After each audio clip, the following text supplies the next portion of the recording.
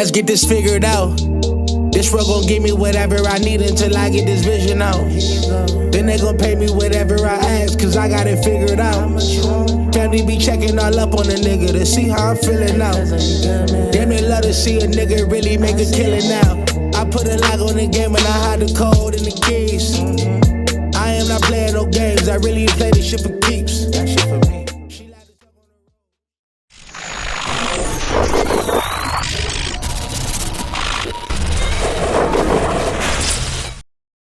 MaddenHeadz YouTube, what's going on? It is your boy, Coach DC, coming back at you today with another video. And of course today, man, we're going to talk, as the title says, we're going to talk a little bit about pass, pre-snap, pass adjustments. But, yeah, we also going to get into something I just need to address.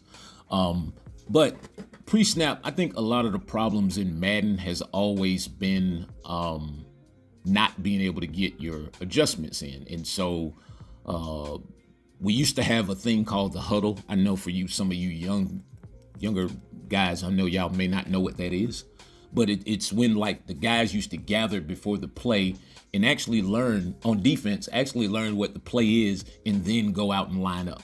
Yeah.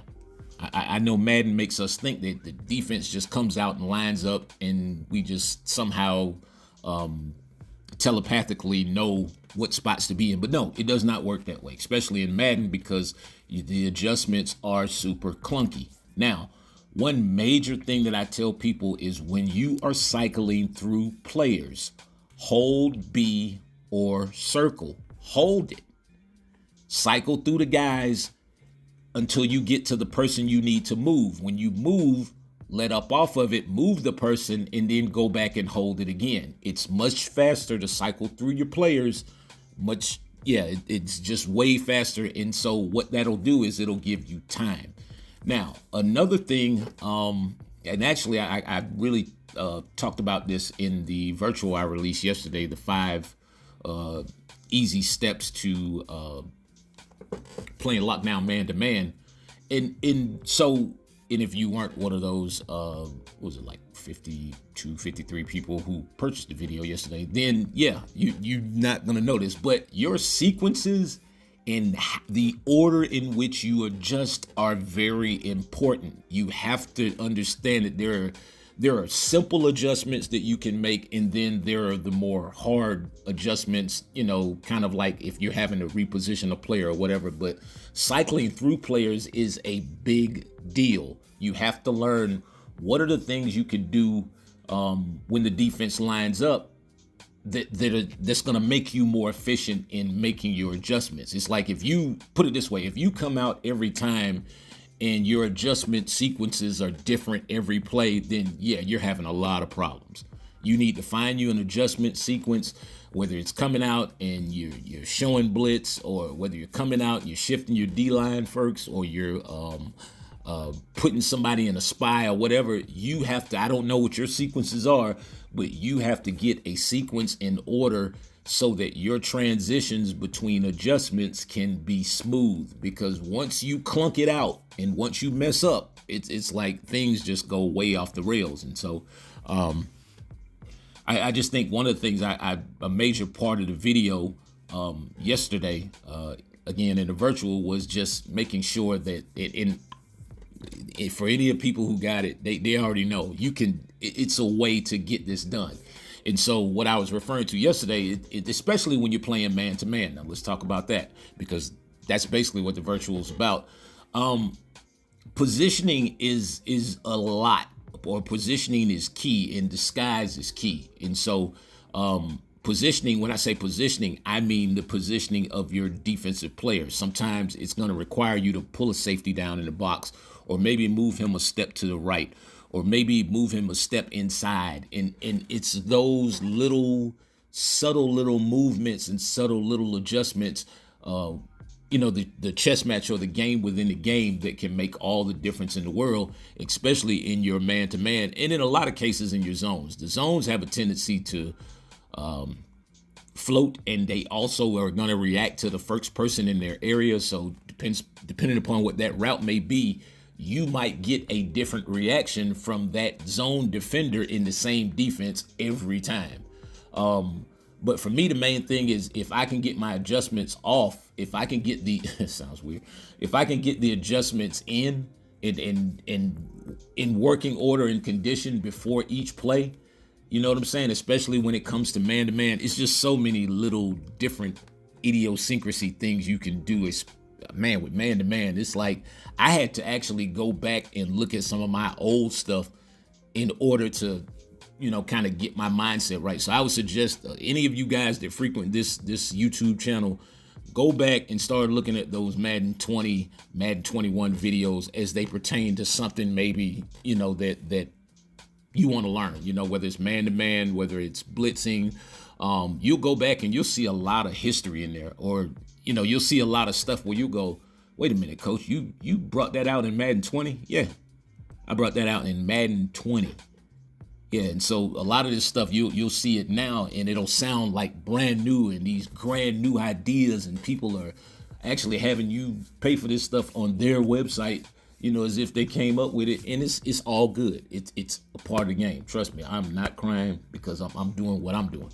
But if you want effectiveness, you want to learn these things, you want to learn how to play effective off-man coverage and get your guys to jump routes as such, on a consistent basis. This is the things that you see on this channel. You don't see me do things once. My videos are structured in that format to show you consistency. I'm not going to do something once and then tell you I know how to do it, and it's something I don't know how to do. Now, history lesson. 4 years ago, practically 6,000 views, Madden 21. This is like the second time I did this, probably the second or third time I did this video, because the first time I did it was in Madden 20. So that's how old this is. This is the manual press.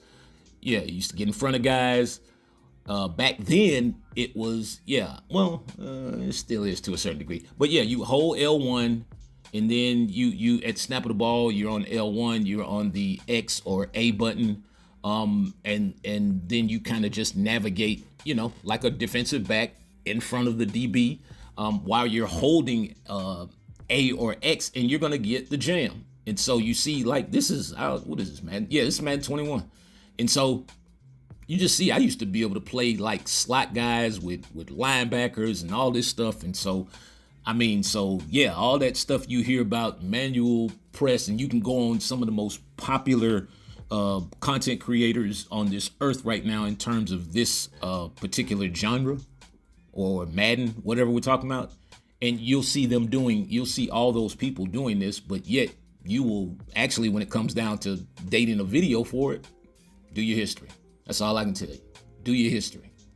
And it's not just this, it's a whole bunch of stuff, and I think I'm gonna actually probably do a series. I'm gonna walk y'all back through some of this old stuff, and I'm gonna make you really understand how significant the things that we've been putting out these last 4 to 5 years are.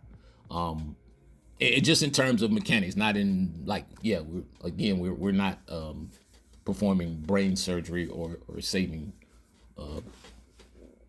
kittens out of trees here. Yeah, it's just Madden. But there are facts to this. As you see me bumping right there in the slot, empty man, one-on-one coverage. This is back when you can move, though. Like you can move now, and you can still do this right now. I'm gonna show it to you in practice mode. You can still do this right now in Madden. Again, I also put this into my into the virtual that I released yesterday, because there's actually a new way to press cover. There's a new, more effective way to press cover. I'm not gonna say that. Actually, well, I'll show it to you. No, I ain't gonna tell you. I'll just show it to you. And so, again, yeah, you get yourself down here in front of the guy, and you can play man-to-man coverage. And the funny part is, the reason why a lot of us are afraid to play man, because if the alignments were better, a lot of times the alignment's off. You might have a guy guarding a guy who's way across the field and all that stuff. And I also talk about that in the virtual session, how to get all this stuff aligned properly in the sequence at which you should do it. And so the deal is, it's like, man, I can put it this way. I'm gonna tell you guys this, and this should sound really interesting. I can affect the way my other guys who are in press coverage, I can affect how they press with my own guy. So you see me right here with Houston, and so you see me right there, really good hands-on right there. Route takes a long time to develop, zero blitz, so quarterback just does not have enough time to kind of look around and scope to see who gets off of the coverage. So you understand what I'm saying here. I'm sending pressure. I'm sending pressure. And so if I can get this guy bumped, and so everyone, I know you guys are like, how'd you get the slot guy bumped? I just moved him down. Sometimes it may require a manual movement. Every play is not going to be a two-man under man lock situation, and that's not always what you want anyway.